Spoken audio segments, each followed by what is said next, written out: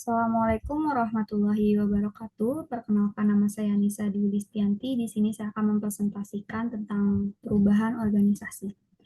Perubahan organisasi secara sederhana dapat diartikan sebagai pembahasan mengenai mengapa, kapan, dan bagaimana organisasi melakukan perubahan. Ini menurut Hatch di tahun 1997.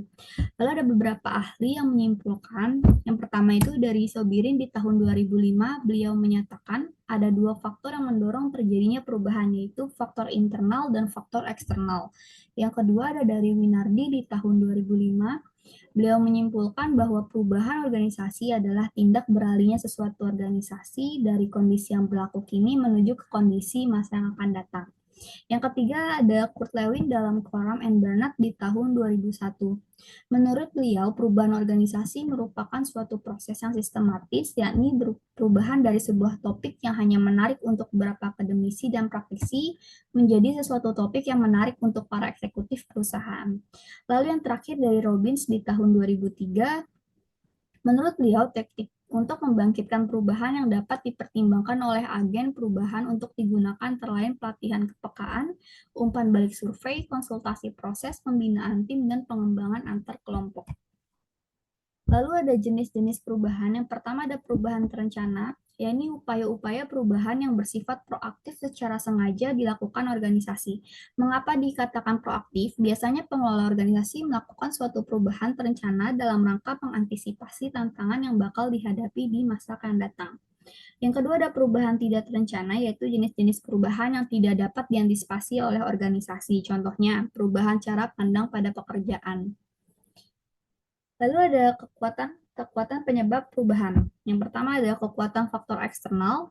Perubahan organisasi terjadi karena adanya perubahan-perubahan dalam berbagai variabel eksternal seperti sistem politik, ekonomi, teknologi, pasar, dan nilai-nilai. Berbagai kekuatan eksternal dari kemajuan teknologi sampai kegiatan-kegiatan persaingan dan perubahan pola kehidupan dapat menekan organisasi untuk mengubah tujuan, struktur, dan metode operasinya. Kekuatan-kekuatan perubahan eksternal meliputi yang pertama ada kebudayaan, kedua ada pendidikan, ketiga ada sosial, keempat ada politik, kelima ada ekonomi, dan yang terakhir ada teknologi. Lalu selanjutnya ada faktor internal. Kekuatan-kekuatan pengubah internal merupakan hasil dari faktor-faktor seperti tujuan, strategi, kebijaksanaan manajerial, dan teknologi baru, serta sikap dan perilaku para karyawan. Sikap dan ketidakpuasan karyawan seperti ditunjukkan dalam tingkat perputaran atau pemogokan, dapat menyebabkan berbagai perubahan dalam kebijaksanaan dan praktek manajemen. Kekuatan-kekuatan perubahan internal meliputi yang pertama kegiatan-kegiatan karyawan, tujuan organisasi, strategi dan kebijaksanaan, teknologi, cara-cara penanganan perubahan. Ada dua pendekatan penanganan perubahan organisasi. Yang pertama proses perubahan reaktif dan yang kedua program perubahan yang direncanakan atau planned change. Lalu pada penolakan terhadap perubahan, penanganan penolakan terhadap perubahan yang pertama ada pendidikan dan komunikasi. Biasa digunakan bila ada kekurangan informasi atau ketidakpastian informasi dan analisis. Yang kedua ada partisipasi dan keterlibatan. Biasa digunakan untuk pengambilan inisiatif, tidak mempunyai semua informasi yang dibutuhkan untuk merancang perubahan dan orang lain mempunyai kekuasaan untuk menolak. Yang ketiga ada kemudahan dan dukungan. Biasa dilakukan bila orang-orang pendekah karena masalah-masalah adaptasi dan penyesuaian. Yang keempat ada negosiasi dan persetujuan. Biasa digunakan bila banyak dari orang atau kelompok dengan kekuatan cukup besar untuk menolak akan kalah dalam suatu perubahan. Yang kelima ada manipulasi dan bekerja sama. Biasa digunakan bila taktik-taktik lain dirasa kurang bekerja maksimal dan sisi lain bisa atau kos yang dikeluarkan besar. Di sini ada gambar struktur organisasi.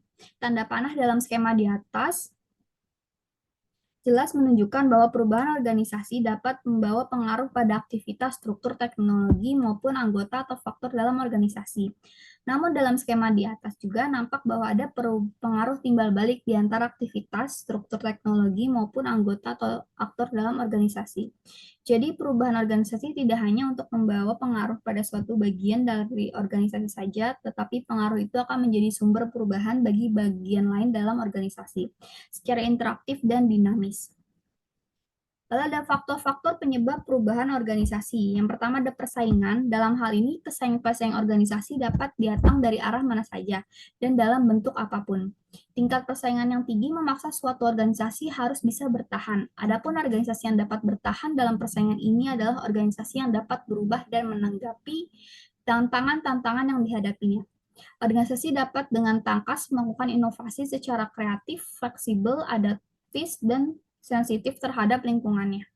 Yang kedua adalah kejutan ekonomi, kondisi perekonomian yang berubah-ubah dan tidak dapat diprediksikan seperti yang terjadi dewasa ini sewaktu-waktu akan dapat mengejutkan dunia usaha.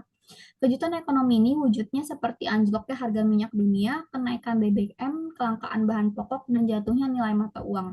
Kejadian seperti ini akan memaksa suatu organisasi untuk berubah secara adaptif agar dapat menyesuaikan diri dengan keadaan. Pemangkasan jumlah tenaga kerja, penjadwalan ulang pembayaran utang, dan strukturisasi organisasi dapat dilakukan untuk menghadapi persoalan ini. Lalu ada teknologi. Teknologi merupakan hal harus selalu diikuti oleh organisasi rangka mengatasi persaingan. Perubahan teknologi harus dapat dijawab oleh organisasi untuk dapat terus mensejajarkan di dalam persaingan. Jika tidak, maka akan dapat menghambat kinerja organisasi. Teknologi merupakan salah satu pendukung utama dalam meningkatkan produktivitas organisasi. Oleh tren sosial, perubahan keadaan sosial suatu tempat akan berimbas pada budaya masyarakat. Hal ini akan terus berlangsung seiring perkembangan zaman. Salah satu dampak adalah akan mempengaruhi kebijakan-kebijakan menyangkut ketenaga kerjaan yang merupakan bagian krusial dalam pengelolaan organisasi. Yang terakhir ada politik. Suatu organisasi harus dapat menyesuaikan diri dengan perubahan keadaan politik di mana organisasi itu berada. Dan dengan demikian, terhadap perubahan politik ini memaksa organisasi untuk berubah. Ada faktor-faktor penyebab perubahan organisasi. Faktor ini, yang pertama ada faktor internal. Faktor ini adalah segala sesuatu faktor yang ada di dalam organisasi di mana faktor tersebut dapat mempengaruhi organisasi dan keorganisasian. Faktor internal terdiri dari yang pertama perubahan kebijakan lingkungan, perubahan struktur organisasi, volume kegiatan bertambah banyak, sikap dan perilaku para anggota organisasi. Yang kedua ada faktor eksternal. Faktor eksternal adalah segala keseluruhan faktor yang ada di luar organisasi dapat mempengaruhi organisasi dan kegiatan organisasi. Faktor eksternal diantaranya terdiri dari yang pertama sumber daya alam, yang kedua kompetisi yang semakin tajam antar organisasi, yang ketiga perubahan lingkungan baik lingkungan fisik maupun sosial. Lalu ada jenis-jenis perubahan, yang pertama itu adalah restrukturisasi, yang kedua ada rekayasa ulang, yang ketiga ada penyusunan strategi kembali, yang keempat ada akuisisi, yang kelima ada perampingan, yang keenam ada program-program kualitas, yang ketujuh ada pembaharuan kultur organisasi. Lalu ada dampak positif dan negatif dari perubahan organisasi itu sendiri. Pengaruh perubahan dalam organisasi merupakan topik penting dalam sebuah kelompok. Perubahan dapat memberi peluang untuk meningkatkan kinerja dari yang sebelumnya. Yang pertama ada dampak positif. Dampak positif organisasi adalah sebagai pedoman untuk mencapai tujuan. Pencapaian tujuan akan lebih efektif dengan organisasi yang baik. Organisasi dapat juga mengubah kehidupan orang. Contohnya, jika suatu organisasi bergerak di bidang kesehatan, maka dapat membentuk komunitas yang menjalankan pola hidup sehat. Lalu ada dampak negatifnya adalah organisasi dapat menimbulkan keresahan di masyarakat dan berujung pada runtuhnya organisasi. Akibatnya proses pengembangan organisasi menjadi gagal total. Sekian dari presentasi saya untuk hari ini. Kurang lebihnya mohon maaf. Wassalamualaikum warahmatullahi wabarakatuh.